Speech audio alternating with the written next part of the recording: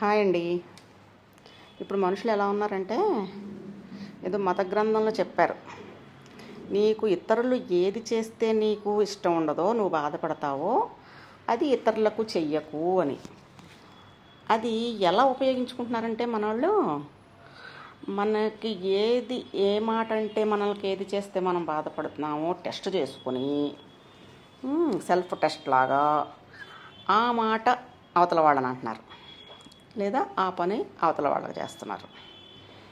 ఇప్పుడు ప్రతిదీ వాళ్ళకి అనుకూలంగా అర్థం చేసేసుకుంటున్నారు అనమాట. ప్రతిదీ ఇప్పుడు గాంధీ గారు చెప్పినట్టు, ఒక చెంప మీద కొడితే రెండో చెంప చూపించాలా, లేదా ఒక మాట అంటే ఊరుకోవాలా, లేదంటే 10 మాటలు అనాలా.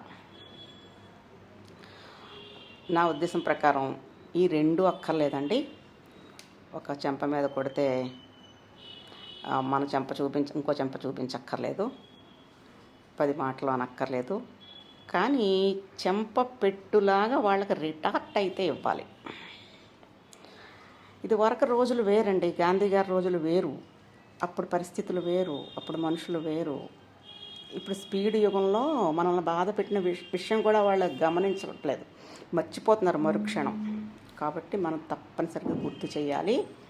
మనం అదే విధంగా రిటార్ట్ ఇవ్వకపోతే, అదే మాటని అదే విధంగా వాళ్ళకి చేయకపోతే, వాళ్ళు చేసింది ఏంటో వాళ్ళకి అర్థం కావట్లా. మనం కావాలితే ఇంకా చెప్పచ్చు, ఇప్పుడు నీకు ఎంత బాధ కలిగింది, అలాగే ఉంటుంది, నేను కూడా అనగలను అని. నేను అన్నానా అని జోకులు ఉంటాయి కదా, ఇలా అనగలను కానీ నేను అన్నం అనేసి. ఇదే మంచి పద్ధతి ఏమో అని నా అభిప్రాయం.